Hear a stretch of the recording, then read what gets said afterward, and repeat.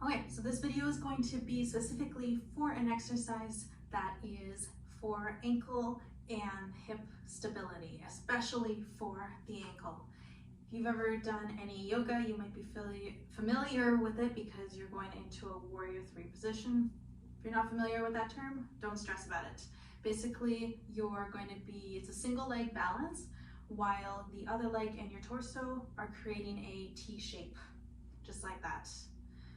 There's a few things to think about, so I'm going to show you and I'm going to talk about them while I'm doing it.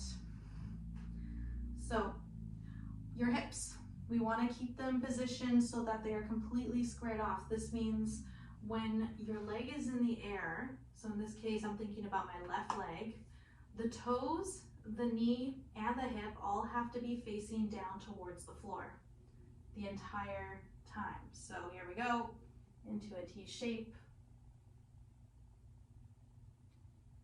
It's very common for people to open up like this, to open up the leg, to use your external rotators to squeeze the leg into an open position.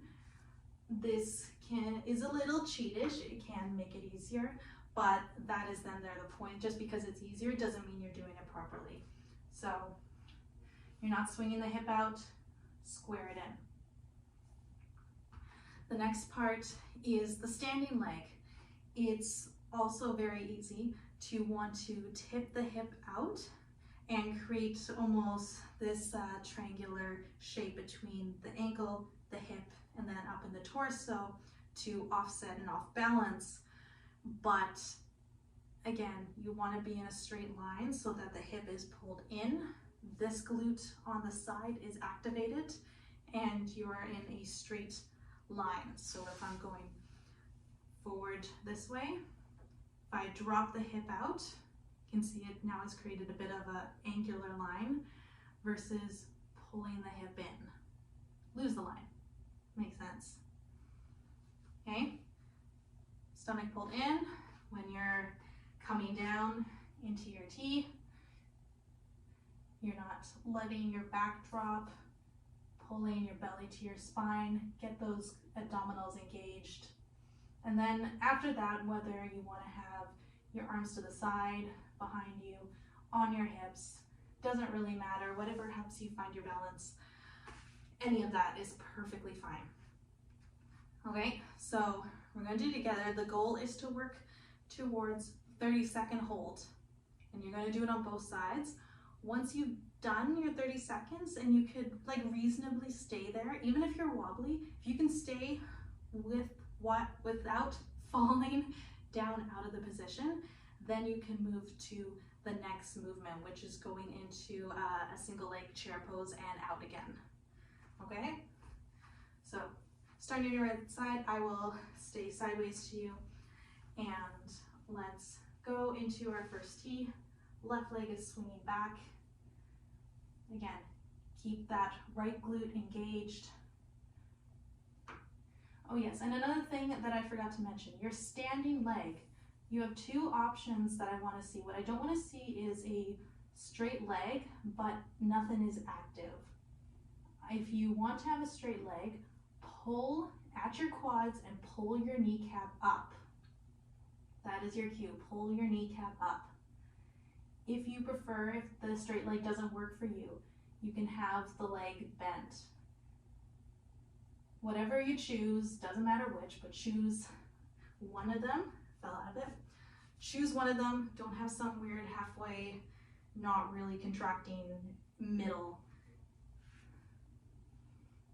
So if you're still there, we're still there in our T, and we will hang out here.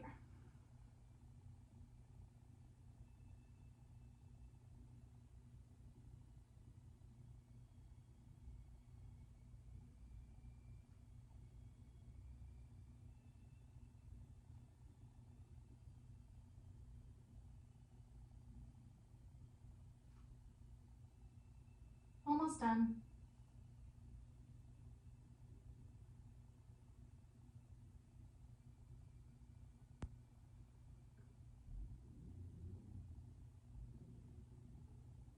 And slowly come back out. Try and make it as controlled as possible. Good. Okay, let's go the other way. Other side. Round 2. So right leg is going back. Take a stock, take notice. Which side might feel easier? Which side might feel more difficult? So make sure the left glute is activated. It's not that hip isn't popping out. The right toes, the knee and the hip are square to the ground. Belly in and kneecap is pulled up or the leg is bent, whichever is your choosing.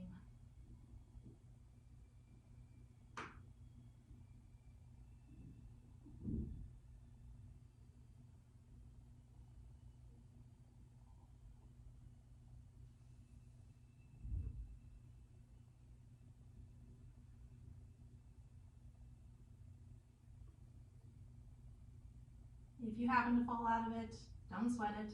Just come back in, find your place again.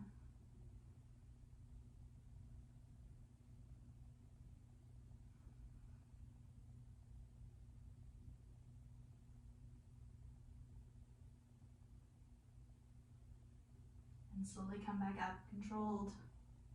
Very good. Okay, shake the legs out of it. Now, next part, if you are all right there in that exercise, moving on to the next part. So all you're doing is a slow controlled movement. I'll tell you right now, if you try and move fast and you're not focusing on the full engagement of the full entire lower body, it's a lot more likely that you're gonna fall out of it, okay? So now a regular chair pose looks like this, okay? That's not quite where you're going because you're getting that degree of bend. However, you're only doing on one leg. So when you're here, you're essentially going to start bending the top leg and bend the bottom leg together and come into this half seat and slowly push the ground away as you come back to your T shape. And now repeat for 5 times. I usually find by number 4, that's when it starts feeling really gnarly. Woo, I fell out.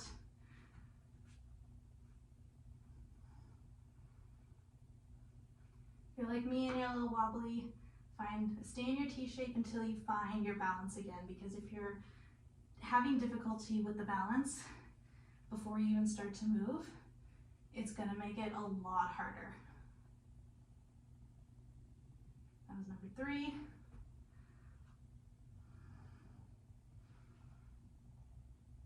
4.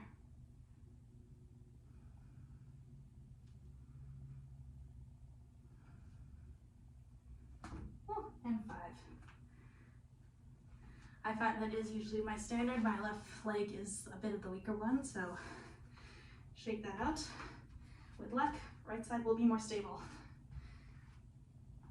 All right, so tipping into your T shape.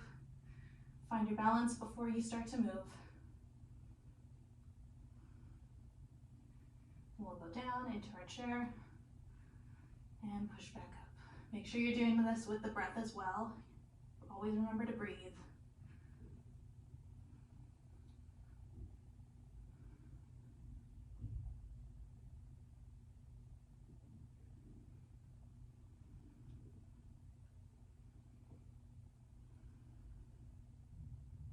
That's 3.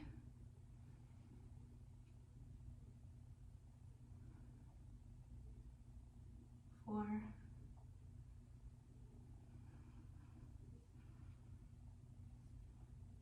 And 5. Definitely easier on that side for me. But easy one that you can repeat every day. As you can see, it's not a lot in terms of an exercise, but it definitely warms you up, as you can hear in my breathing. It's hard to do it and talk at the exact same time, but hopefully your legs are pretty warmed up just like mine are, and we didn't really do that much exercise, so even if you just do that once a day, it will still be incredibly beneficial.